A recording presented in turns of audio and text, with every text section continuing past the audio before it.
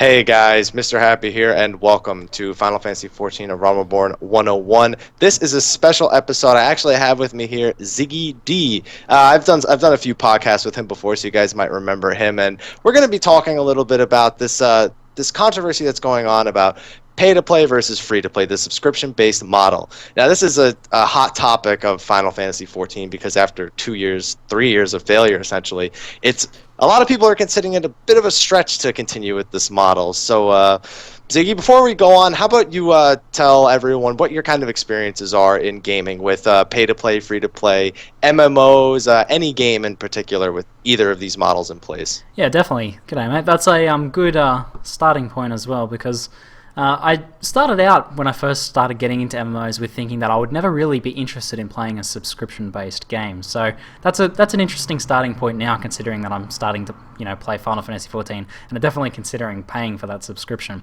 But in terms of MMOs comparing now for different payment models, I think we've got three things that we're looking at. And that I'm looking at, especially when comparing and thinking about whether Final Fantasy XIV will be worth it. The first one is your pure subscription-based model, which is Final Fantasy XIV. And then you've got Neverwinter, which is another game I've played recently, and it's completely free to pay.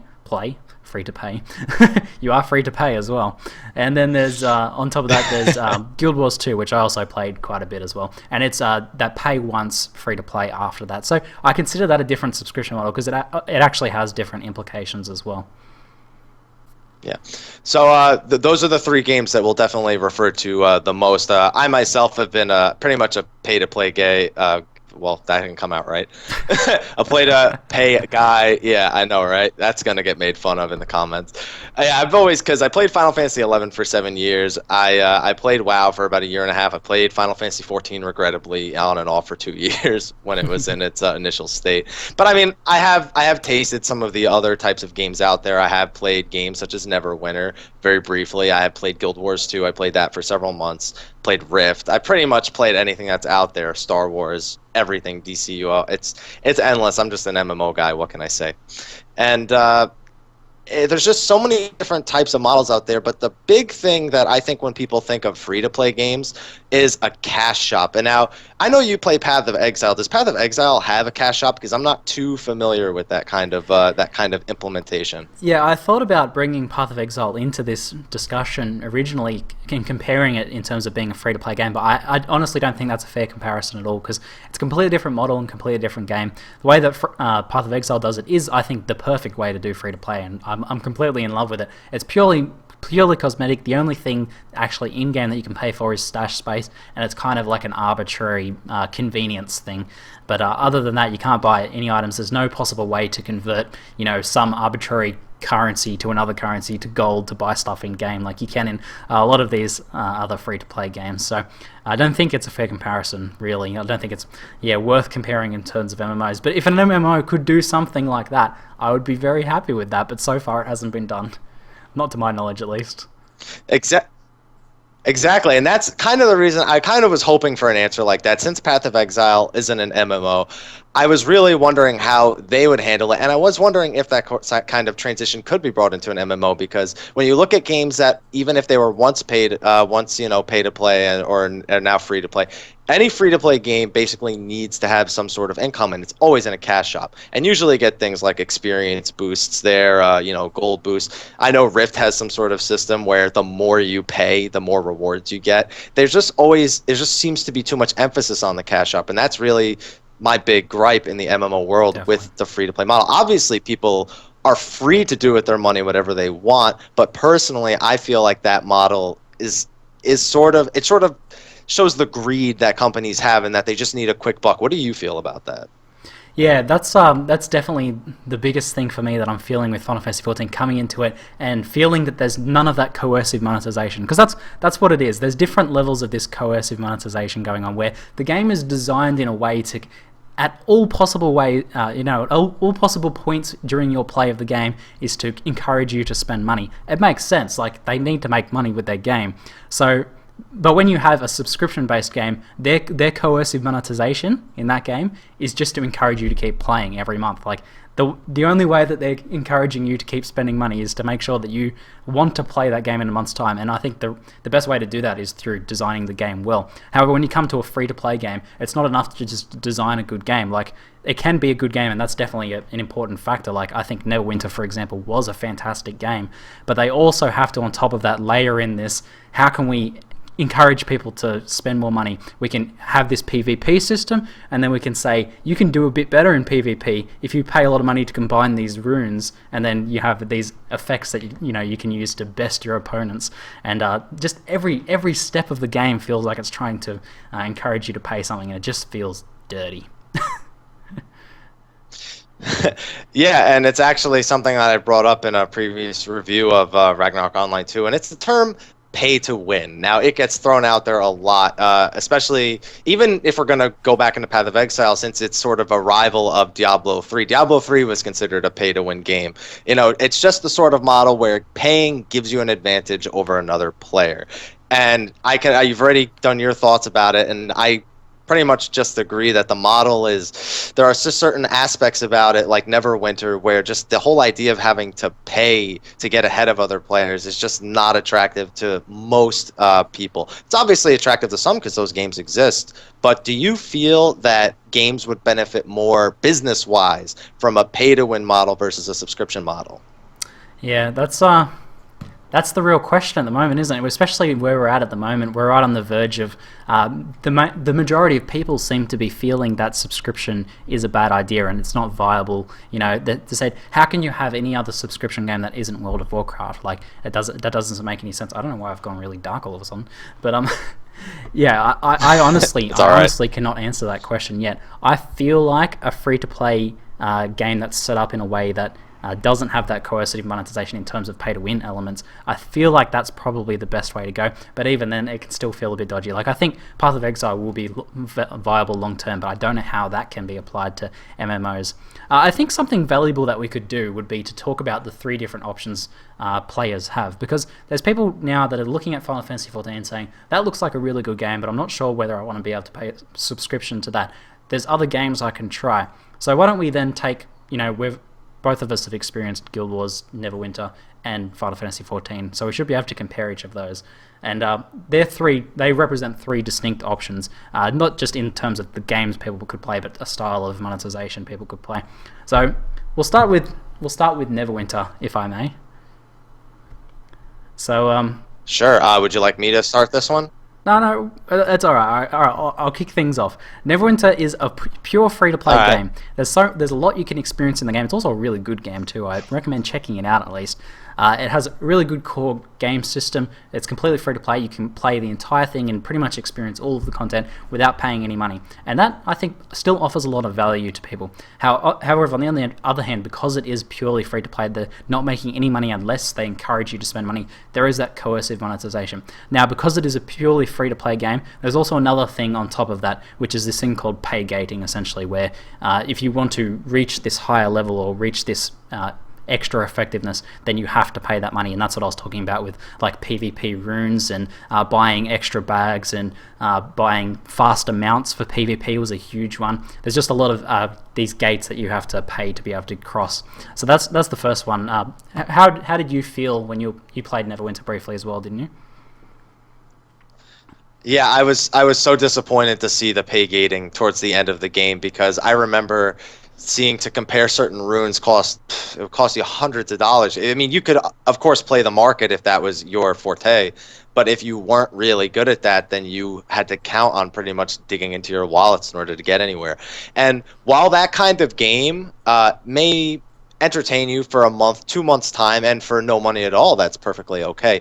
After the 2 months, if you're not willing to do the pay gating thing, I feel like it's just such an abrupt halt to your gaming experience. And that's kind of where MMO hoppers have come into play in recent times, is just playing free-to-play games and hop into the next one. And a lot of that's because of pay gating. So I'm assuming that they're just hoping there will be a small portion of people that will pay often enough to warrant the game to stay alive. And it seems Neverwinter's doing fine with that. So it's not my personal way I prefer to play my games, but it is a way out there, and I do respect the people who prefer those type of games at the very least. Yeah, it's certainly viable, and it's certainly the right game for a bunch of people. I don't think my argument is ever going to be that one style of thing is better in general than another style of game. Absolutely not. But hopefully we can at least help people figure out. I want to come back to that topic of MMO hoppers as well, people jumping around to different MMOs.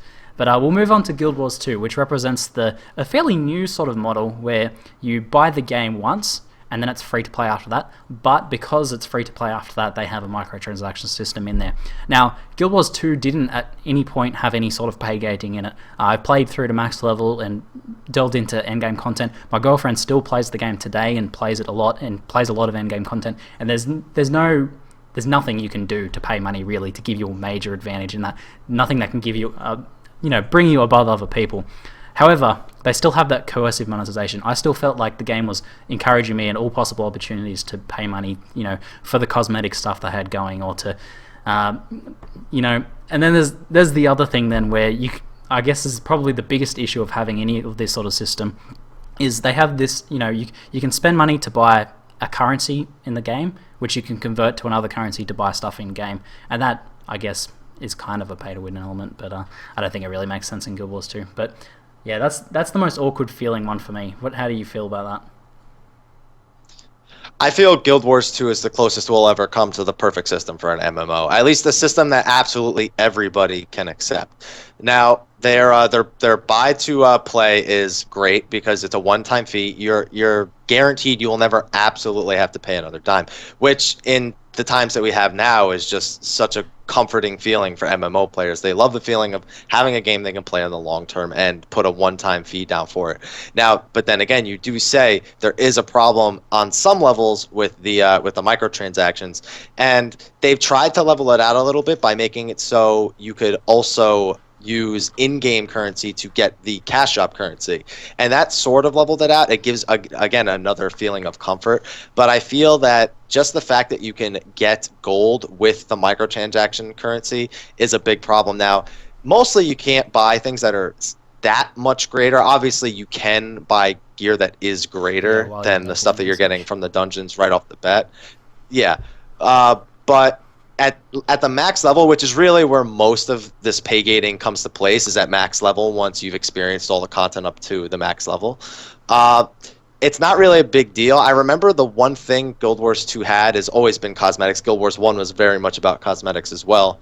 And even the highest tier of weapon, which I believe is a legendary, it's still called in Guild Wars 2, that is more for cosmetics than it is for stats. And even though you can technically buy better weapons, I like that the best weapons aren't that much better than everything else. So even the people who do go out and spend, they are technically paying for an advantage, so they kind of fall into pay to win, but at the same time, it's not so deep of an advantage that it determines that you are going to absolutely dominate over somebody else. And I think that's the closest we're ever going to get to a system everyone can be happy with, because I guess just cosmetics in an MMO is... I guess the core of that system then is that you have to have that initial outlay. People, it is a very comfortable system, I think, for a lot of people, as you said. But you have that initial outlay, but then in the future, you know that there's opportunities where you could spend money if you don't want to grind for that cosmetic stuff, if that stuff is important to you. So there's always that there. So that's important, that point that you can pay more in the future, and that you probably will end up paying more if you're really invested in the game. And then we'll compare that to a subscription-based model like Final Fantasy XIV, where the game has that subscription model. The developers know where their money's coming from. They don't have to design the game in any other way than to keep you interested in playing long term, so that you'll come back month after month after month. Now, with that system, you don't ever have that coercive monetization, as I said, and once you're actually in that, and once you've already paid that subscription, it feels very comfortable. Now, a bit of a counter argument a lot of people throw around is that they feel like they're forced to play once they've paid that subscription. How do you feel about that, like as a fairly rampant subscription player yourself? I feel it's a completely valid argument. I mean, we pay for services all the time in real life. I wouldn't pay for a phone if I wasn't going to use it all the time. Why would I pay for a game if I wasn't going to play it all the time? It's an extremely fair observation, and I completely respect it. However, I tend to use this as a counter argument to that. a lot of people who play MMOs like myself, we are obviously spending $15 a month. Now, I know that sort of makes us feel like we have to play, but my counter argument is that most of the time it ends up saving me money, because if I don't have a game to play, if I'm just maybe hopping around between single player games on a console or something along those lines, maybe a bunch of games on Steam, I'll tend to buy a game, beat it in a few days, since I'm playing so much as it is because of my MMO mentalities, and I'll end up beating it, and I'm like, okay, well, now I need another game, so I'll buy another one, and I'll buy another one. So that doesn't apply to necessarily everybody, but it is my counter argument to the whole I feel forced to play. Most gamers are playing enough a day to sort of warrant paying for that kind of service, and that's really what it is, because they're focusing on content.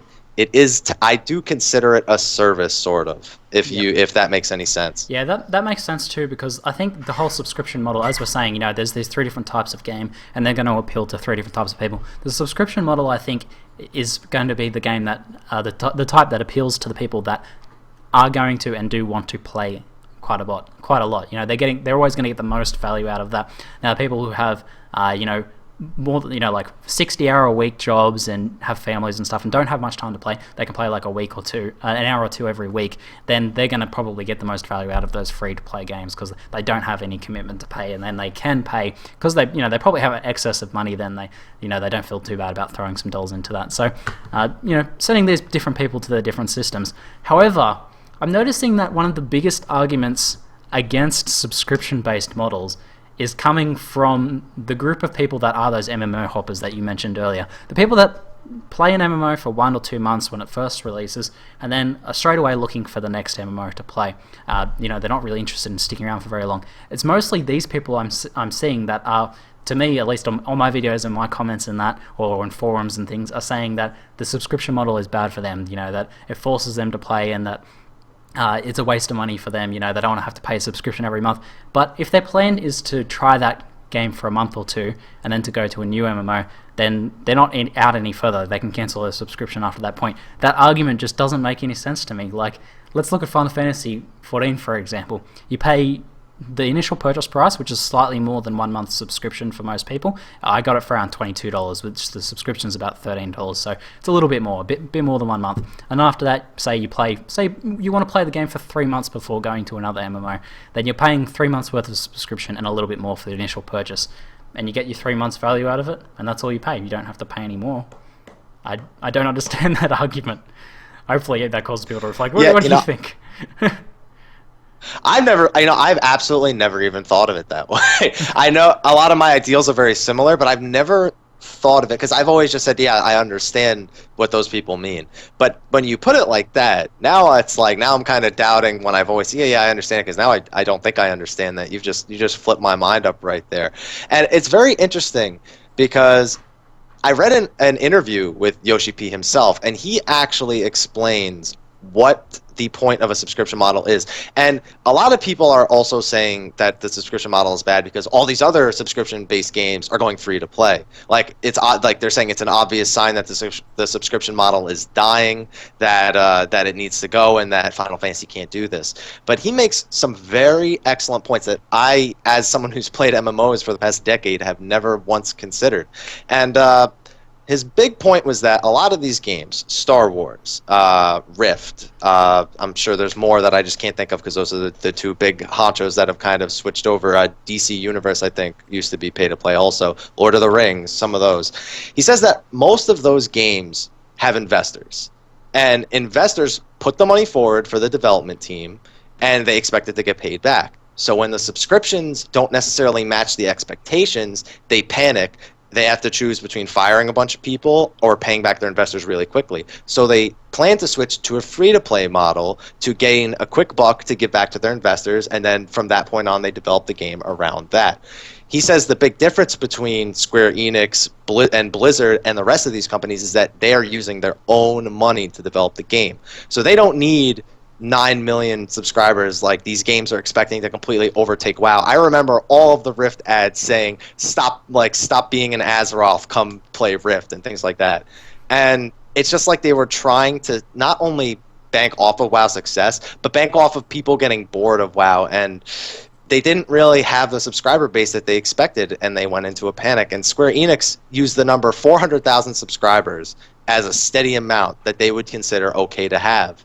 And that's a lot lower than World of Warcraft, but it just goes to show you how the investors being a factor is just, I never thought of that as a factor in why games go free to play, and it was just such an eye-opener for me. What do you think about that? Yeah, that's really interesting. I've never really thought about it from the investor point of view either, and that actually explains a lot when you compare the larger companies like Square Enix and Blizzard, and especially because they are happy to even potentially not make a ton of money on that game because it furthers their brand as a whole. Like, for example, with even I think if WoW wasn't still making a lot of money on its subscriptions, they'd probably keep that around just with its subscription model, just because it's that important keystone for the brand, I guess. But yeah, they're more comfortable to not make that money since it is their own money that they're investing. That's an interesting point. Yeah. Also, another big thing about subscriptions that I've noticed is it's always the promise of content. And Yoshi specifically spoke about Star Wars in this respect. Star Wars was blown up to be this like game that was going to be great in all aspects, but they kind of fell short in the terms of content. And when you have a subscription-based model, you're kind of promising them that content's going to come out regularly. And I think that is really a big determining factor of how, because obviously, like you said, you need to keep people coming back every month. So you need to be releasing content steadily enough. And if these other games aren't able to do that, well, then you can't keep a subscription. In Final Fantasy XIV, he's been saying every 2.5 months there's going to be a content patch. Now, we won't see if he keeps that promise until October, but on those hopes, that seems like just enough time to complete the content for the first time, at least for hardcore players, farm it and get some gear, and then the new content's already out. It seems like that. It seems like he's thought of everything when it comes to the subscription model. Having heard that, what do you think about 2.5 months new content every 2.5 months? Yeah, that feels really solid. There's the counter argument, that games like Guild Wars 2 are doing that to encourage people to stay with the microtransactions and to keep investing in the game in that sense. So it kind of works the same. So I'm not really sure about how you can compare those two things, but definitely there's something to be said for like the long-term scheduled content, like as shown by games like WoW, where they have had that large subscription base for a long time and they've continue to push content out for those people. And as we've both said, you need to encourage people to come back, and new monthly or second bi-monthly content for people to come and play is a good way to do it, especially with the theme park MMO, since that's essentially what drives the player base in a theme park MMO. I guess my final thought on Final Fantasy XIV, if you're happy to move on to like our final thoughts on that sort of matter. Yeah, all right.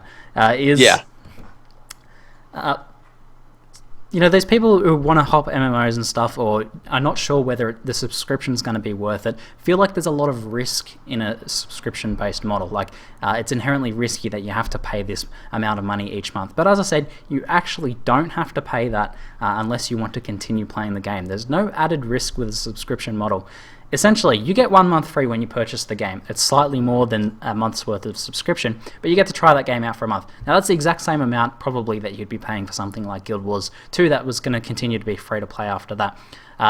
If you buy Final Fantasy, let's say, and then play it for a month, and then decide, that this is pretty good, I'm probably just going to give this a rest for a while, try some other games out. You come back in a few months' time, you see there's a bunch of new content then you can decide, okay, this has really got that value for me there for that subscription. It's really worth me the $12 or so for me to pay to come back to that game and play it then. But comparing that against another game like Guild Wars, for example, which is free to play to come back to, sure, you don't have to pay to come back to that, but you still have that same where you can compare the value between those two games. Is this worth a subscription for me after I've already played it? So essentially, what I'm trying to say is there's no real risk in buying the game. You just have to pay that initial thing, which you'd be paying for any other sort of game. So I highly recommend to people that are unsure whether the Final Fantasy XIV will be worth the subscription is just to buy the first month, buy the game, and try it out for a month and see what you think. What's your final thoughts? Excellent final thoughts. Well, I really like that you keep going back to Guild Wars 2, because like I praised it earlier and I will praise it again. It is a game that has, under all respects, pretty much done almost everything right in terms of attracting people, keeping them playing, and keeping them paying, essentially. And in terms of Final Fantasy XIV, it's really hard to generate thoughts. I mean, it goes without saying with the content on my YouTube that I'm fairly biased to the Final Fantasy series and that I'm a huge fan. So my final thoughts, I feel like, almost aren't that big of a factor because I'll always say I think it's worth it. I think it's worth it. I think it's worth it. But looking at it from an objective point of view, I understand why somebody wouldn't want to pay monthly. I mean, all the arguments are there. Not wanting to pay monthly, just that obligation. They're unsure of what kind of content they'll get because that was a big one with Star Wars. They paid monthly, got no content, and then it was essentially, it feels like wasted time almost because you know you're not going anywhere with it. But with Final Fantasy and with the care that Yoshi's taking into it, and just his explanation blew my mind, is really just part of my final thoughts. It makes me more confident in the subscription based model, and not just in Final Fantasy, but I think more MMOs should be trying it. Just MMOs that have their own money and don't feel that they're pressured by investors. I feel like we could see some better quality content out there coming more consistently because consistency is a big thing. I don't know how often Guild Wars 2 does their patches, but a lot of people say that it's just not often enough. And I feel like if Yoshi can keep his promises, Final Fantasy XIV will be okay as a subscription-based game. If he falls on his head and pulls what some people in the action RPG world might know as a Jay Wilson, then yeah, I knew you'd get that one. then Final Fantasy XIV will fall again, and it'll probably end up not generating enough subscriptions to really keep Yoshi's job, and they'll need to fall back to some other method. The game could close down altogether, could go free to play, but until 2.5 months have passed and we see if his first word was a good word, then my final thoughts, in short, are just try it out. As you said, it's essentially a $30 game that you're going to play for a month for no subscription anyway. So look at it as a half-price game that you get to play for a month without paying anything extra. Yep, that's it. Yeah, personally, like as you say, you've played a lot of Final Fantasy. That you're without question going to play this game and pay the subscription. You're used to paying a subscription. I'm not used to paying a subscription. I can't even say that word. I've never actually paid a subscription for a game in the past, and yet I feel pretty comfortable and confident going into this, thinking that I'm going to pay a subscription for this game for 2, maybe 3 months, give it a go, see how I feel then. At that point, there's no real extra risk for me, and maybe that thought will resonate with some of you guys. Yeah, perfect way of putting it. All right, well, that was all I really wanted to talk about. Do you have any questions for me that maybe are rattling your mind? No, I think that's about it for now. I think that covers that topic pretty well. Hopefully help some people decide to either try the game out or stick with free-to-play games. All right, guys. Well, then this was a podcast with ZiggyD. Just want to do my shout-outs real quick. Just want to say, if you like this video, please like, favorite, subscribe, and share, especially if you have people who are kind of maturely able to debate the whole subscription versus free-to-play thing, because we don't want to start a witch hunt over anybody. I also want to thank my subscribers for donating. I'm getting my new microphone tomorrow, so this thing, which luckily, because Ziggy's talking to me, doesn't die in the middle of my videos half the time, won't be a problem anymore. So if you like that. Also, I do charity events with Athene Live. He's a popular League of Legends, World of Warcraft player. He'll be taking direct donations starting this weekend, so I'm no longer going to be asking if you are interested in a subscription-based charity payment. And final words, if you don't feel like donating to charity or to better the quality and quantity of my stream, check out my Facebook at www.facebook.com/MrHappy1227. In my video, at least, I'll put the link in the description. I'll also put a link to Ziggy's because he's got some great content that you guys should check out as well. I'll also put a link to his website because that's been going really well over the past, what has it been, a week and a half, 2 weeks now since you put that website up? Yeah, it's only been on for a little while now. I don't remember the exact date. Yep. Well, yeah, but I really like it, and I stopped by it. Oh, thanks, man. I'll try and put some more content out there soon. But yeah, pro shout-outs, man. Pro shout-outs. That was extremely well done. Thanks thanks to you, Mr. Happy, for having me hosting the show this time round, hosting the podcast. That was pretty fun to have you do the intro and everything. I don't know. You kind of saved it. You kind of saved it midway through when I just kept asking about Path of Exile. So I'll give you 75% getting a of the bit credit. distracted on the action RPG. Path of Exile is an excellent game. I'm more than happy to talk about that, as evidenced by my channel. But anyway, yeah, you guys check out my website at ZiggyD.tv, and you can pretty much find links to everything there you need to know about me. And you know, if you're already on my channel, then go check out Mr. Happy's channel and check out his Final Fantasy XIV content. He's got some pretty sweet guides on there now. Anyway, that's it for now. All right. Take care, guys. Till next time. See you later.